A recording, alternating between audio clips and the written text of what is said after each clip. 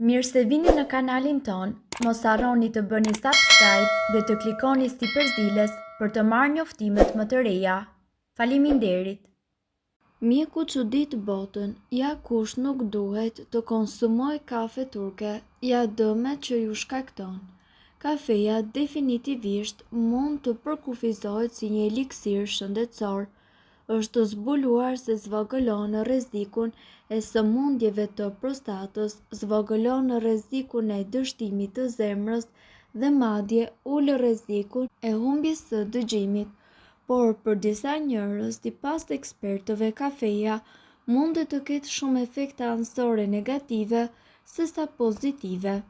Ja kush duhet i kushtoj vëmendje pirjes së kafes. Njerëzit të cilët vuajnë nga sëmundjet inflamatore të zorrëve. Kafeina mundet që të përshpejtojë njëkohësisht tretjen dhe gjithashtu të rrisë shanset për diare, e cila është një nga simptomat kryesore të sëmundjes inflamatore të zorrëve. Presioni intraokular mund të rritet te persona të cilët kanë glaukoma edhe kur konsumojnë kafe. Prandaj, ekspertët këshillojnë që të reduktohet marrja e kafeinës apo edhe të shmanget, por për këtë nevojiten më shumë studime. Nëse keni një fshiks tepër aktive, të gjithë e dimë se është më mirë të mos pini një filxhan të madh kafe përpara një udhëtimi të gjatë, veçanërisht nëse nuk mundet që të shkoni në tualet. Marrja e kafeinës vetëm sa mund të përshpejtojë punën e fshiksës, prandaj juve do t'ju duhet që të urinoni më shpesh. Persona të cilët vuajnë nga sëmundjet e zemrës, duke qenë se kafeina mundet të shkaktojë një rritje të menjëhershme të presionit të gjakut dhe të përshpejtojë punën e zemrës, është e rëndësishme që çdo person i cili ka probleme me zemrën të shkojë dhe të flasë me një mjek dhe të jetë i kujdesshëm me numrin e kafeve që duhet të pi. Shoqata Amerikane e Ginekologjisë këshillon që gratë shtatzëna të mos pinë më shumë se 2 filxhan kafe në ditë për të reduktuar rrezikun e abortit dhe të lindjes së parakohshme.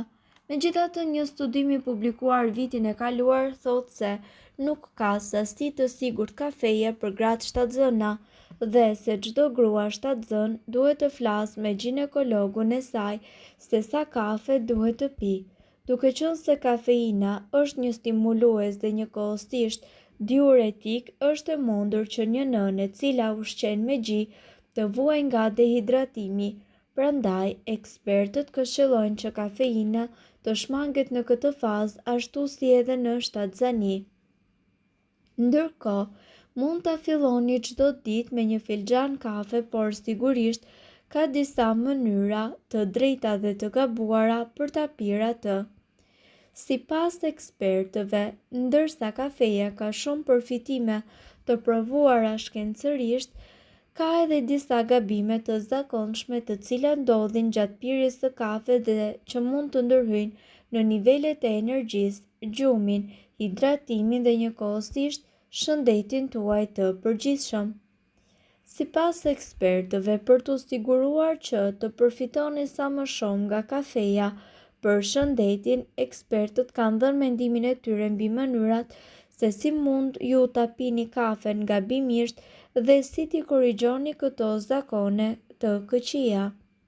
Pirja e kafes shumë vonë gjatë ditës. Pirja e kafes shumë vonë gjatë ditës mundet që të ndikojë në gjumin tuaj, duke prishur aftësinë e trupit për të rënë në gjumë apo për të qëndruar në gjumë. Kjo për shkak se efektet e kafeinës, një stimulues natyror në kafe, e cila ndikon në sistemin nervor qendror, mundet që të zgjasë për disa orë.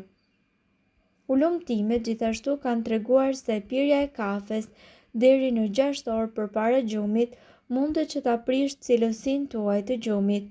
Gjumi është i rekomandueshëm për parandalimin e sëmundjeve, humorin, për qëndrimin, si edhe funksionin imunitar.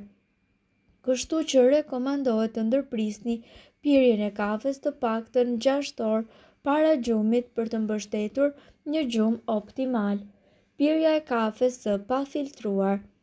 Konsumimi i rregullt i kafes së pafiltruar, siç është për shembull kafja franceze, kafja turke ose kafeja espresso, mund të rrisë nivelet e kolesterolit të keq. Krahasuar me kafen e filtruar, kafja e pafiltruar përmban nivele më të larta të diterpeneve, në veçanti kafeol dhe kafestol, të cilat lidhen me rritjen e niveleve të kolesterolit të keq në gjak. Ndërsa nivelet e larta të kolesterolit të keq kanë treguar se rrisin rrezikun e goditjes në tru dhe të atakut në zemër. Shtimi i tepërt i ëmbëlsuesit. Mbi ngarkesa e filxhanit tënd me sheqer ose ëmbëlsues të shtuar, mundet që të rrisë përmbajtjen totale të sheqerit, gjë e cila më pas rrit rrezikun e tensionit të lartë të gjakut dhe të sëmundjeve kronike, si për shembull sëmundjet e zemrës dhe diabeti. Sheqeri i tepërt gjithashtu prish ekuilibrin e mikrobiomës së zorrëve dhe gjithashtu mundet që të përkeqësoj simptomat e problemeve të shëndetit tuaj mendor. Për më tepër, studimet tregojnë se konsumimi i sasive të tepërta të sheqernave të shtuara kontribon në shtimin në peshë dhe rrit rrezikun e obezitetit. Pirja e kafes që në mëngjes. Për të optimizuar nivelin tuaj të energjisë ditore, shmangni pirjen e kafes që në mëngjes. Pirja e kafes menjëherë sapo zgjoheni mundet të ndërhyjë në adenozin, një neurotransmetues e cila ndikon në ritmin cirkadian të trupit tuaj, orën e brendshme 24 orëshe e trupit tuaj dhe ciklin gjumë-zgjim. Për të luftuar këtë efekt, rekomandohet që ju të pini një filxhan të parë të kafes 60 deri në 90 minuta pasi ju të zgjoheni. Përdorimi i kafes si zëvendësim i vaktit. Disa njerëz pinë kafe vetëm në vend të një vakti, qoftë edhe për humbje peshe ose si një preferencë personale. Kafeja mundet gjithashtu të shoqërohet me humbje peshe dhe një reduktim total të yndyrës trupore, por nuk përmban mjaftueshëm lëndë ushqyese për t'i konsumuar si zëvendësim i vaktit.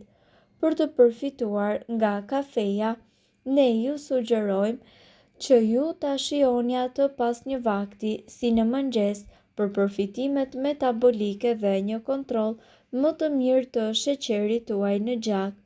Ndërkohë, sigurohuni që të mos konsumoni kafe ndërkohë që ajo është ende e nxehtë. Konsumimi i pijeve shumë të nxehta, si për shembull kafeja apo çaj, munden të shkaktojnë sëmundje të këqija, paralajmërojnë ekspertët e mjekësisë. Madje mendohet se temperatura dhe jo substanca e pijeve është ajo që e shkakton këtë problem. Në rastet kur ju zë ankthi, në qoftë se ju ndjeni pak si në ankth, sapo ju të pini kafe, duhet të fajsoni pikërisht këtë të fundit. Kafeina ka një efekt stimulues në sistemin nervor që shkakton lëshimin e hormonit kortizol të stresit. Në këtë rast e përkeqëson edhe më shumë ankthin dhe problemet me gjumin, sidomos tek personat të cilët vuajnë nga depresioni. Për të minimizuar influencën e kafeinës, përpiquni që ju të mos të teproni me kafen dhe mos pini kafe të paktën 6 orë përpara gjumit. Mirë po duhet të dini, informacionet në këtë video kanë për qëllim të plotësojnë dhe të mos zëvendësojnë këshillat e mjekut tuaj dhe nuk kanë për qëllim të mbulojnë të gjitha përdorimet e mundshme, masat paraprake, ndërveprimet ose efektet negative. Informacionet në këtë video mund të mos i përshtaten rrethanave tuaja shëndetësore, prandaj para përdorimit konsultohuni me mjekun tuaj. Nëse doni të dëgjoni video tona që ne postojmë çdo ditë, kliko subscribe. Ju ftojmë gjithashtu të bëni like në video tona nëse i keni dëgjuar dhe pëlqyer ato. Faleminderit që e pat videon ton. Shpërndajeni këtë video në profilin tuaj në mënyrë që të informohen edhe shokët tuaj. Faleminderit.